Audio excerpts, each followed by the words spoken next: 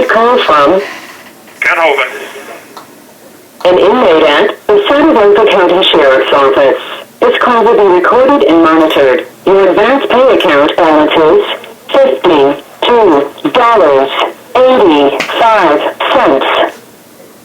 For customer assistance, billing inquiries, or to block future calls, dial 1-877-650-4249. To hear the cost of this call is subject to monitoring and recording. Do not use three-way or call waiting features during this call. Thank you for using Global Tel-Link. All right, brother. Psalm 82:7, you said, huh? 82:6. And here's the question specifically.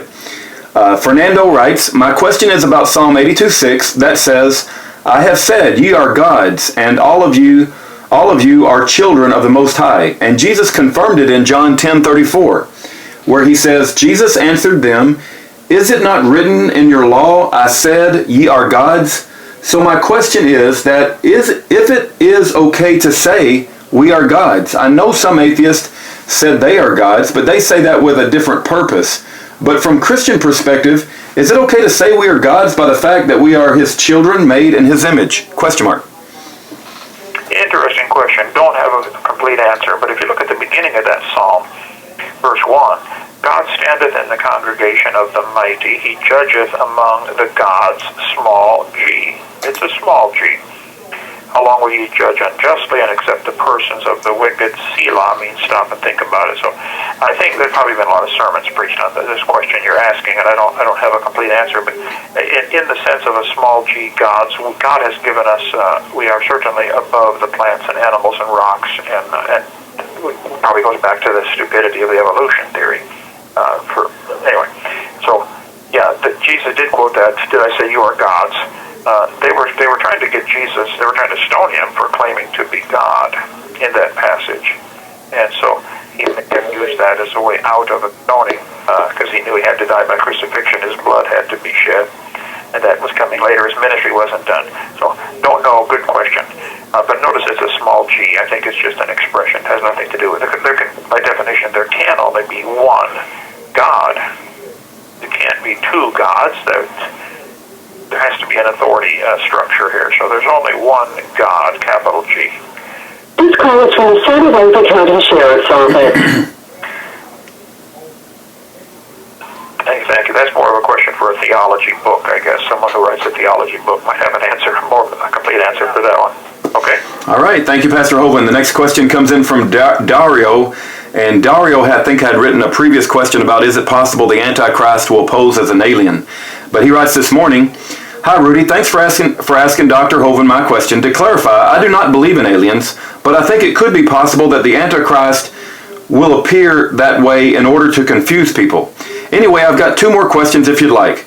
Number one, why is it important for Christians to believe in a young earth? I tell every old earth believing Christian what I've learned from your videos, and almost always I get the answer that they don't find it important enough to care.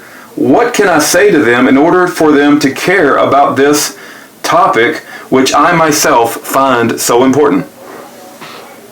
Well, you might ask them a couple questions. If you read Matthew 19:4 and Mark chapter 10, verse 6, the parallel passage, you will see that Jesus very clearly taught that the creation of Adam and Eve was the beginning of the creation.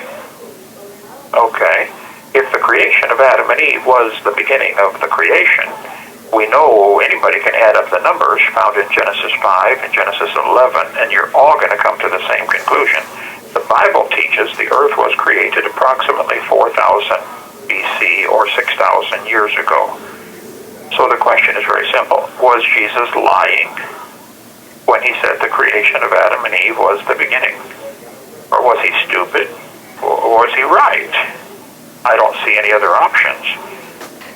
So really when someone says the earth is millions of years old, you have to ask them the question, what do you need these millions of years for?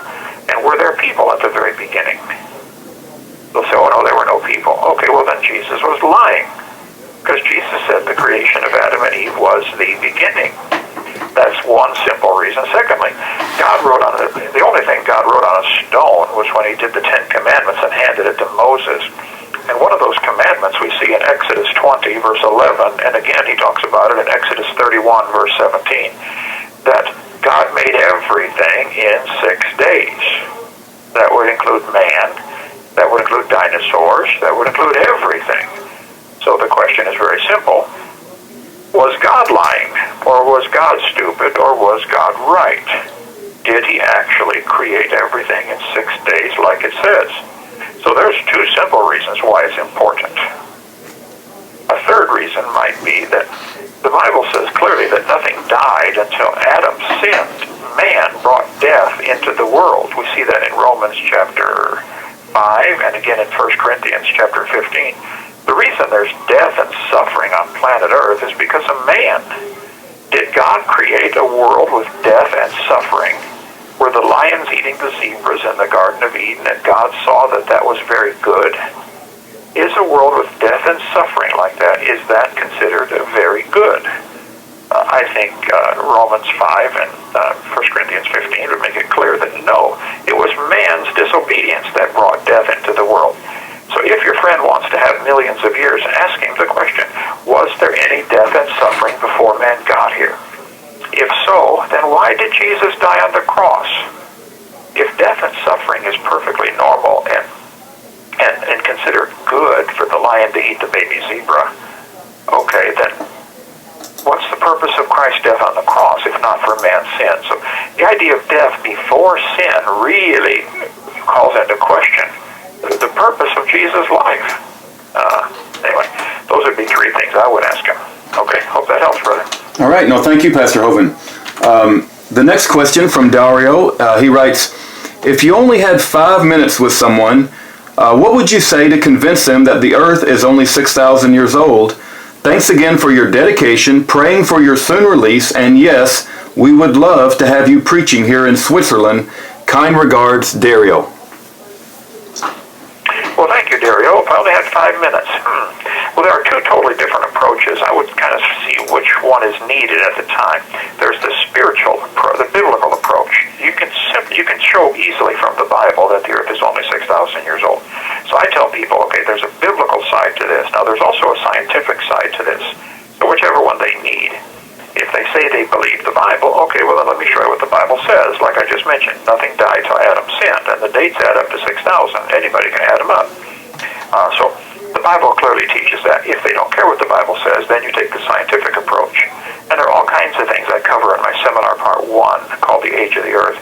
Different what are called geochronometers, a time to show that this earth cannot be billions of years old.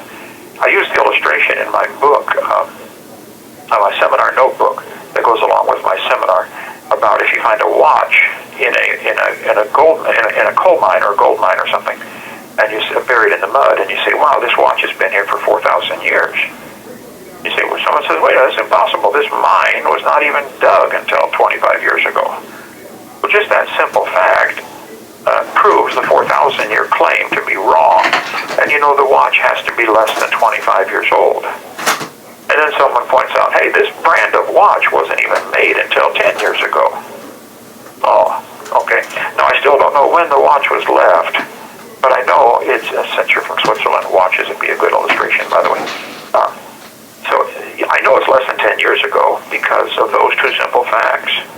So someone can claim that watch has been there for 4,000 years, but you can easily refute that claim with two simple scientific facts. That company didn't exist, and the mine wasn't dug. Now, that still doesn't tell you the exact date the watch was left, but it does narrow it down. There are all kinds of scientific ways to narrow down the age of the earth to less than the billions that they claim. And that's what I do in my video number 1. For instance, the spin of the earth is slowing down. The moon is going farther away. The sun is burning out. All kinds of various things. The mountains are eroding into the oceans with landslides, mudslides, mass wasting, ground creep, etc. So the oceans are getting saltier as salts come in, and it's a big distillation pond. The sediments in the ocean, they're just the dust on the moon. There are many, many, many indicators, probably 100. You might want to check some of the websites like ICR.org or AnswersInGenesis.org or CreationScience.com. There are many good creation sites that deal with some of these geochronometers. So, all right, hope that helps, brother. All right. Thank you, Pastor Hovind. Very good.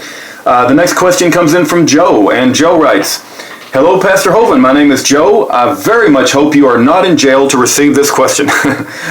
My goodness. If so, I wanted to ask you about the programmed cell death, APOPTOSIS, of the human body in the Garden of Eden environment. Today, in a healthy adult human, millions of cells in the body die and are replaced every hour. In order for people to live for hundreds of years, cells must have lasted longer and been much more sturdy. Pre-flood, was it the combination of better genetics plus an environment that allowed for this? Do you think that disease began to ravage mankind just after the flood? Thanks in advance, and really looking forward to any of your future work. God bless you, Pastor Hovind.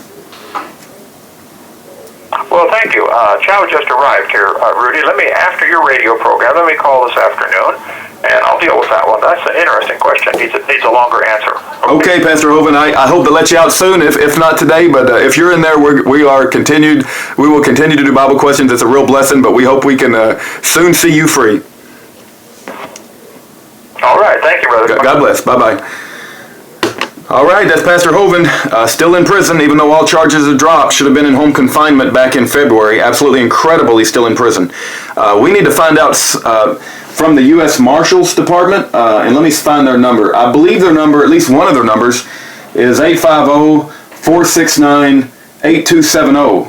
850-469-8270. That's one of the numbers I have for the U.S. Marshal Department, and I'm going to spend the rest of the day when we're not doing Bible questions and I don't have other commitments calling the U.S. Marshals Department, finding what is going on and what's the plan for Pastor Hovind, and how come you guys can't just let him go home.